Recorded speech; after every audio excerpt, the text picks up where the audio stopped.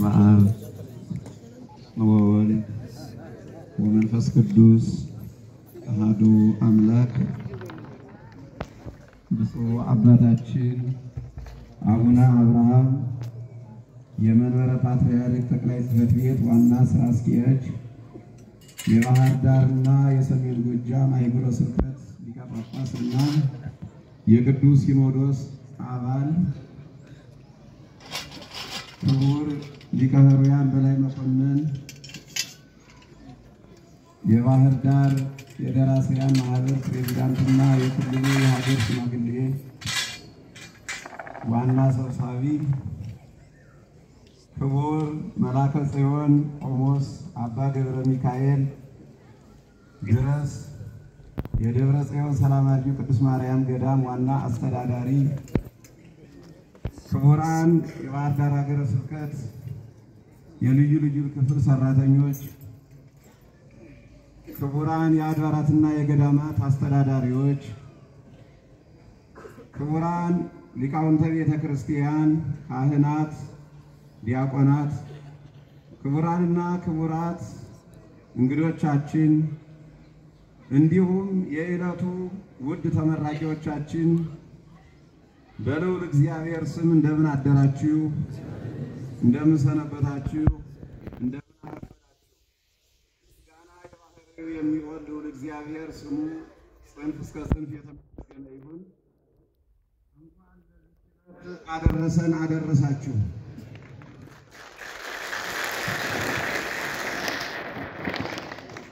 ይህን እያልሁ አጠር ያለ ቤተ ጉባኤውን አስመልክቶ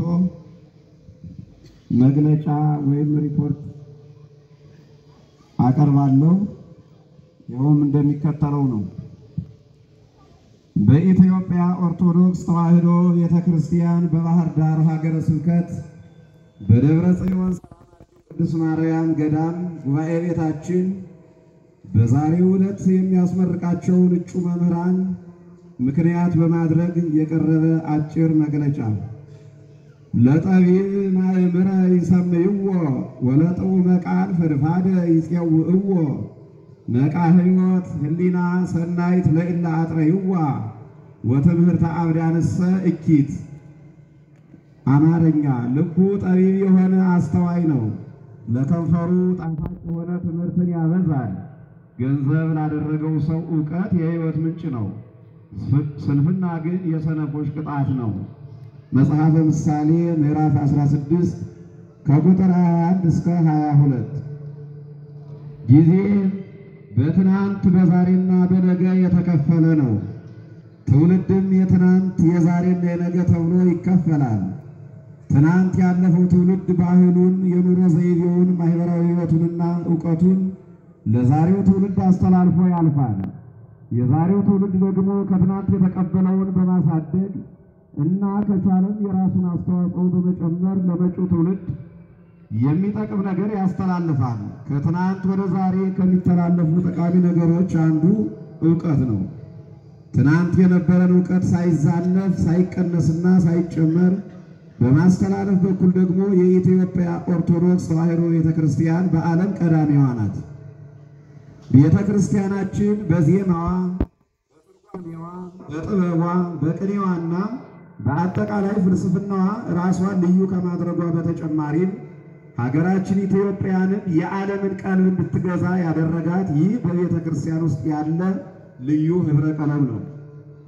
ቤተ ክርስቲያናችን በየዕለቱ እየተጠቀመችበት ከትናንት ወደ ዛሬ ከዛሬም ወደ ነገ ከምታስተላልፋቸው ውድና ቀልብ ገዢ ከሆኑ ዕውቀቶች አንዱ ቅኔ ነው። ቅኔ የውስጥና የአፋ ሕዋሳትን ለህሊና ብቻ በማስገዛት ከሰፊው የዓለም ባህር በቃላት አስውቦና በግጥም ከሽኖ ለእግዚአብሔር ምስጋና የሚቀርብበት ድንቅ ጥበብ ነው። ቅኔ በግጥም መልክ ስለሚቀርብ ግጥም ይመስላል እንጂ ከማንኛውም ግጥም የሚልቅ የሚረቅና አይምሮን የሚገዛ ጥበብ ነው። ቅኔ አንድ ወርቃማ ሐሳብ በሰም ተደብቆ በቃላት ረቆ በቀላል ከመረዳት ርቆ በዜማ ተመጥኖ ለአድማጮች ወይም ለሰማዕያን የሚቀርብ ቀልብን የሚስብ ለመስማት የሚያጓጓና አይምሮን የሚያፍታታ ድንቅ የኢትዮጵያውያን ተሰጥኦ ነው። ቅኔ ረቂቅና ድብቅ ጥበብ ከመሆኑ የተነሳ የሰው ልጅ ረቂቅነትና ተፈላሳፊነት እንዲሁም ነገሮችን ባልተለመደና በአዳዲስ ሐሳብ የመግለጽ ችሎታን የሚፈትን ነው። ቅኔ ማመስገኛ፣ መፈላሰፊያ፣ ማስተማሪያና መምከሪያ ሆኖ የሚያገለግል የቋንቋ ኢትዮጵያውያን ሊቃውንት በየቀኑ አዳዲስ ድርሰት እየደረሱ ምስጋና ከማቅረባቸው በተጨማሪ በውስጣቸው የሚብላላውን ሐሳብ በቅኔ የተነፍሱት ነበር። በረቀቀው የቅኔ ጥበባቸው የዘመኑን መልካምነትና ክፋት፣ የደረሰባቸውን ግፍና መከራ፣ የዓለምን ከንቱነትና አጠቃላይ ሁኔታ ይገልጹበት ነበር። በቅኔያቸው ነገሥታቱና መኳንንቱን በመገሰጽ ሀገር ያስተዳድሩ ነበር። ከዚህም አልፎ ልክ ባልመሰላቸው ነገር ከእግዚአብሔር ጋር ሳይቀር ይከራከሩ እንደነበር ሕያዋን የሆኑ ቅኔዎቻቸው ምስክሮች ናቸው። ዛሬም ያለው ቤተ ክርስቲያናዊ ትውልድ ያን የአባቶች ታሪካዊ ገጸ በረከት በክብር በመቀበል ለራሱ በመጠቀም ለሚቀጥለው ትውልድ እያስተላለፈ ይገኛል። ብፁዕ አባታችን፣ ክቡራንና ክቡራት እንግዶች፣ እንዲሁም ውድ ተመራቂዎች፣ ቅኔ በአነጋገር ተፈጥሮና ምስጢርን በመደበቁ በኩል ከብሉይ ኪዳን ዘመን አንስቶ የነበረ ቢሆንም የዜማ ምጣኔና አሁን ያለበት መቀጠል የጀመረው ግን ከ14ኛው መቶ ክፍለ ዘመን ጀምሮ ነው። ከዚያ ጊዜ ጀምሮ ሊቃውንቱ መንፈስ ቅዱስ እንደገለጠላቸው መጠን ቅኔን የበለጠ ረቂቅ እያደረጉትና መንገዱን እያሰፉት እንዲሁም እያበዙት መጥተዋል።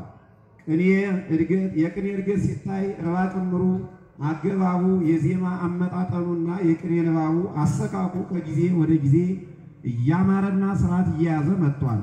ቅኔ በየቀኑ የሚነገር አዲስ ፍልስፍና እንደመሆኑ መጠን ሊቃውንት በየቀኑ የየራሳቸውን እይታ እየጨመሩ ያስፋፉታል።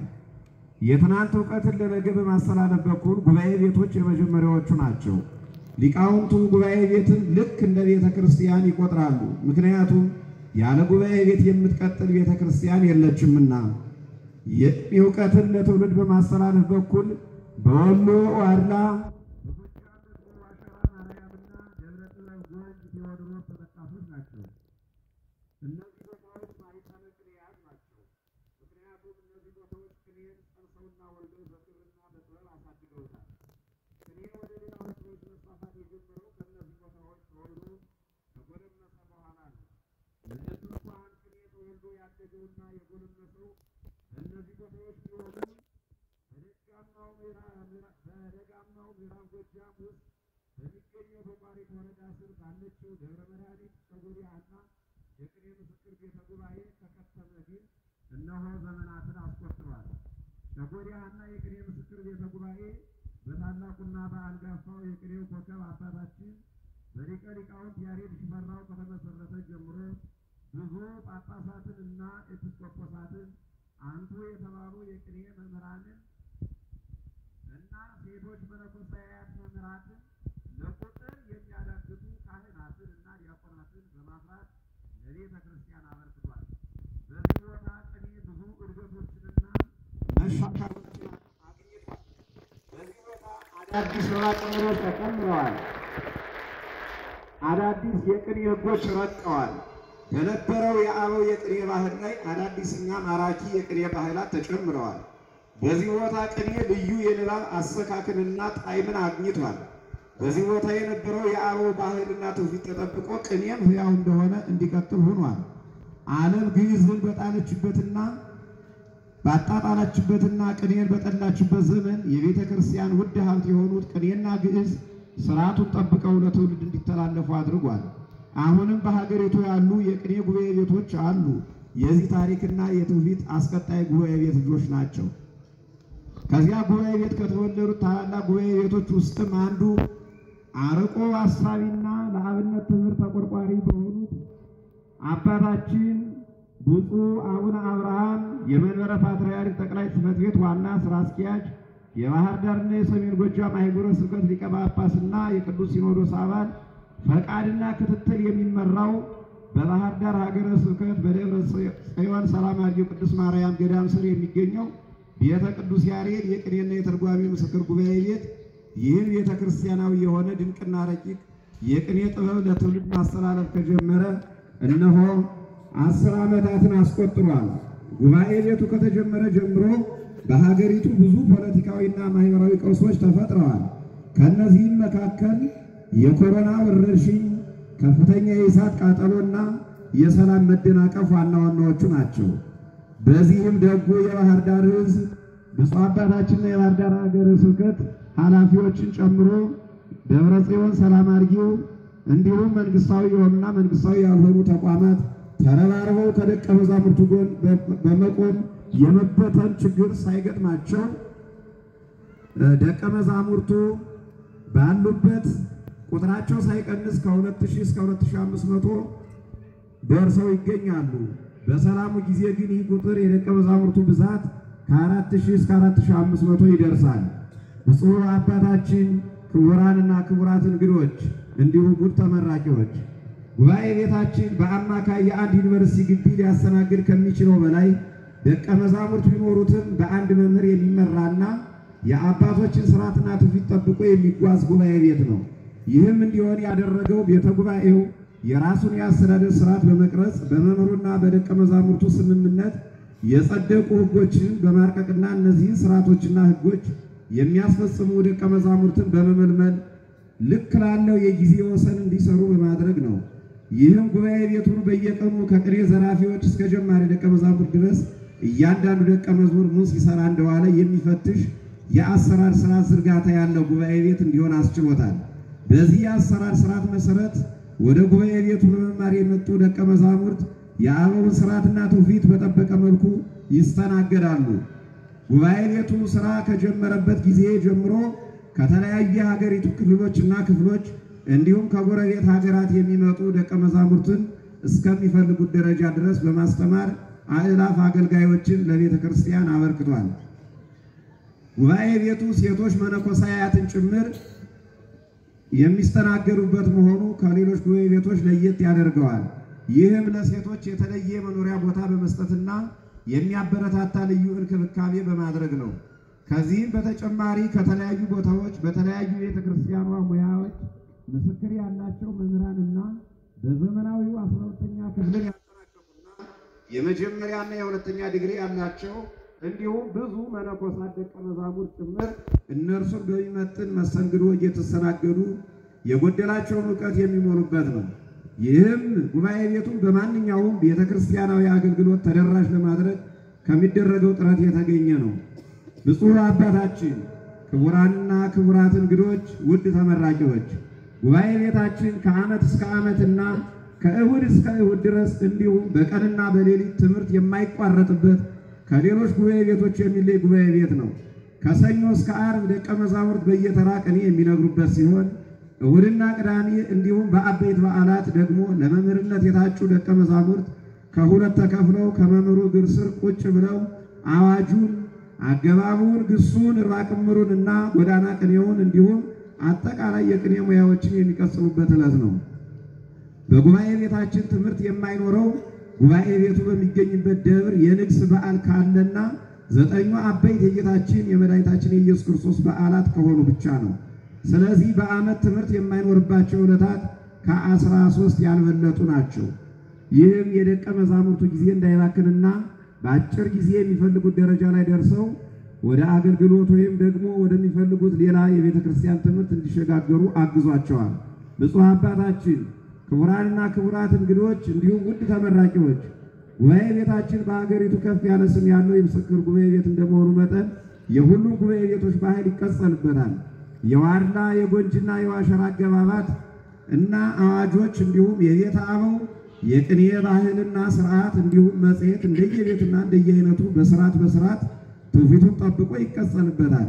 ስለዚህ ከዚህ ጉባኤ ቤት በመምህርነት የሚመረቅ መምህር ከሁሉም ቦታ የሚመጡ ደቀ መዛሙርትን እንዳመጣጣቸው ተረድቶ የሚያስተናግድ እንጂ ይህ የኛ ባህል አይደለም የሚል አይደለም።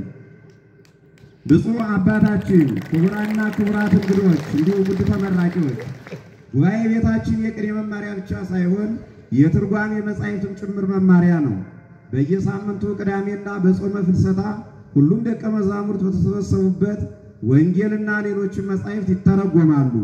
በዚህ ጊዜ ተማሪዎች የሚፈልጉትን ጥያቄ በማንሳት መልስ ያገኛሉ። በእነዚህ ጊዜያት ልክ ትርጓሜ መጻሕፍት ጉባኤ ቤት እንደሚካሄደው ሰፊ የጥያቄና መልስ እንዲሁም ውይይት ይካሄዳል።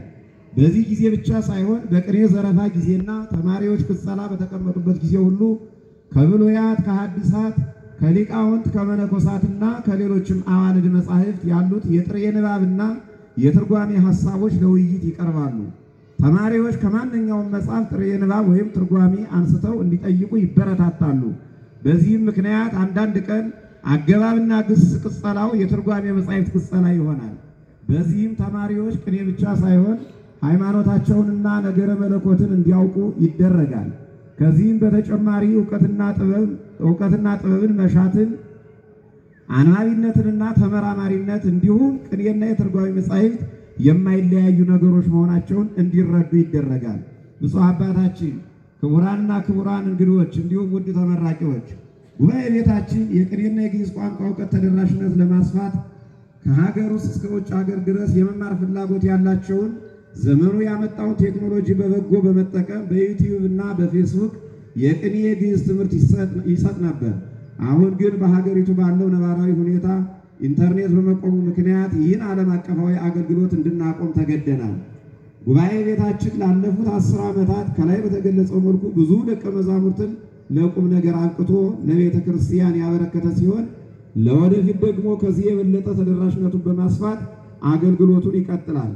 ጉባኤ ቤቱ ወደፊት ከዚህ የበለጠ ለመስራትና ዘመኑን የዋጁ ደቀ መዛሙርትን ለማፍራት በመንቀሳቀስ ላይ ይገኛል። ለወደፊት ሊሰራባቸው ካሰበባቸው ነገሮችም ውስጥ የሚከተሉት ይገኙበታል። አንደኛ፣ ጉባኤ ቤቱን የአበውን ስርዓትና ትውፊት ሳይለቅ በተያዘው እቅድ መሰረት ዘመናዊ ህንፃ ገንብቶ ወደ ኮሌጅ ማሳደግ። ሁለተኛ፣ ልዩ ገዛ ለሚያስፈልጋቸው የቅኔና የግዕዝ ትምህርት መስጠት። ሶስተኛ፣ ከዩኒቨርሲቲው ጋር የመገናኛ ድልድይ በመፍጠር ደቀ መዛሙርት መንፈሳዊውን ብቻ ሳይሆን ማወቅ ያለባቸውን ዓለማዊ እውቀት እንዲያውቁና ለዩኒቨርሲቲውም አገልግሎት እንዲሰጡ ማድረግ። እንዲሁም በቴክኖሎጂው በኩል ያለውን ተደራሽነት አስፍቶ ከዚህ በፊት ሲያገለግል ከነበረው ይበልጥ አገልግሎት እንዲሰጥ ማድረግ የሚሉ ይገኙበታል። ብፁዕ አባታችን፣ ክቡራንና ክቡራት እንግዶች እንዲሁም ውድ ተመራቂዎች ዕውቀትንና ጥበብን ለማግኘት ብዙ ዋጋ ከፍላችኋል። ከምትወዱት ቤተሰብ ከመለየት ጀምሮ ጦም አድሮ እስከ መዋል ድረስ ከባድ የረሃብና የጥም ጊዜ አሳልፋችኋል። እንደ ሰው በልታችሁ ጠጥታችሁ እንዲሁም ለብሳችሁ መኖር ስትችሉ እናንተ ግን ስለ ዕውቀት ሁሉንም ንቃችኋል። ሌሊት ቁሩ ቀን ሐሩሩ እየተፈራረቀባችሁ ዕውቀትን ፈልጋችኋል። ብዙዎች ይህን ሁሉ ተጋፍጦ ማለፍ አቅቷቸው መንገድ ላይ ቀርተዋል። እናንተ ግን በእግዚአብሔር ቸርነትና ረድኤት በወላዲተ አምላክ አማላጅነት ለዚህ ጊዜ በቅታችኋል። ይህ ለእኔ ለእናንተና ለወላጆቻችሁ እንዲሁም ለቤተ ክርስቲያን ታላቅ ደስታና የምስራች ነው። በዚህ ጉባኤ ቤት ስትማሩ እንዴት ትማሩ እንደነበር ታውቃላችሁ። ማወቅ ብቻ ሳይሆን ዕውቀትን እንዴት ለደቀ መዛሙርት ማሳወቅ እንደሚቻልም አይታችኋል። በመማርና በማስተማር ውስጥ ያለውን ፈተና ሁሉ አይታችኋል። ምክንያቱም ጉባኤ ቤት በክርስቶስ መምህርነትና በሐዋርያት ደቀ መዝሙርነት ላይ የጸናች ናት።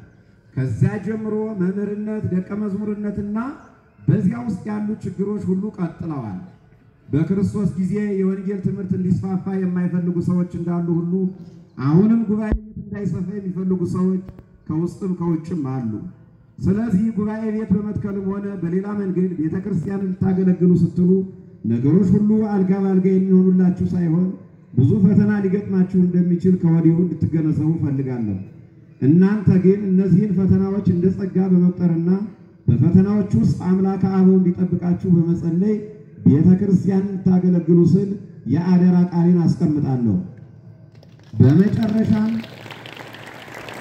በመጨረሻም ቅዱስ ጳውሎስ ደቀ መዝሙሩ ጢሞቴዎስን በተሰናበተበት ቃል እሰናበታችኋለሁ። በእውነትም በክርስቶስ ኢየሱስ እግዚአብሔርን እየመሰሉ ሊኖሩ የሚወዱ ሁሉ ይሰደዳሉ። ነገር ግን ክፉዎች ሰዎችና አታላዮች እያሳቱና እየሳቱ በክፋት እየባሱ ይሄዳሉ። አንተ ግን በተማርህበትና በተረዳህበት ነገር ጸንተህ ኑር፣ ከማን እንደተማርኸው ታውቃለህና ከሕፃንነት ጀምረ ክርስቶስ ኢየሱስን በማመን መዳን የሚገኝበትን ጥበብ ሊሰጡ የሚችሉትን ቅዱሳት መጻሕፍትን አውቃል። የእግዚአብሔር ሰው ፍጹምና ለበጎ ሥራ ሁሉ የተዘጋጀ ይሆን ዘንድ የእግዚአብሔር መንፈስ ያለበት መጽሐፍ ሁሉ ለትምህርትና ለተግሳጽ ልብንም ለማቅናት በጽድቅም ላለው ምክር ይጠቅማል። ሁለተኛ ጢሞቴዎስ ምዕራፍ 3 ከቁጥር 12። ውድ ተመራቂዎች በድጋሚ እንኳን ደስ አላችሁ። መልካሙን ሁሉ እመኝላችኋለሁ። ወስብሐት ለእግዚአብሔር ወለወላዲቱ ድንግል ወለመስቀሉ ክቡር። የቅዱስ ያሬድ የቅኔና የትርጓሜ